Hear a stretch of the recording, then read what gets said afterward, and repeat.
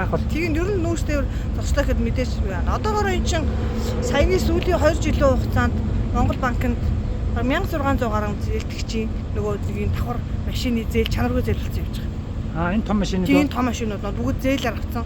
Тухайн үед энэ давхар машинууд ч үнэтэй байсан. 300 сая төгрөг үнэтэй байсан. Одоо тийм ачааг болцсон юм уу тэр хүмүүс? Одоо тэгэнгүүт нөгөө ачаа маань байгаа юм 10 хоногт нэг ч юм уу 7 хоногт нэг тэдний ашиг нь хамаагүй багасчихад байгаа юм шиг. Тийм хамаагүй багассан учраас чанаргүй ашиг болно гэж том машин. Тийм том машин авчдаг. Тэгэнгүүт нөгөө банк усуудаар зээлийн чанаргүй гэж хэлж. Тэгээд яад юм уу? Энд чинь нүүрс буганаар явж эхлэхэд бүр хэцүү гинэ. Тийм. Хэцүү юм байна тий. Тэгэхээр бол ерөнхийдөө нүүрстэй машинууд бага шалтанд орно гэсэн. Яг гэх юм бол энэ нөгөө гэрэл банкнд олон жил ажилласан учраас ерөнхийдөө цогцсыг энэс цааш ирээдүй яах гээд байна.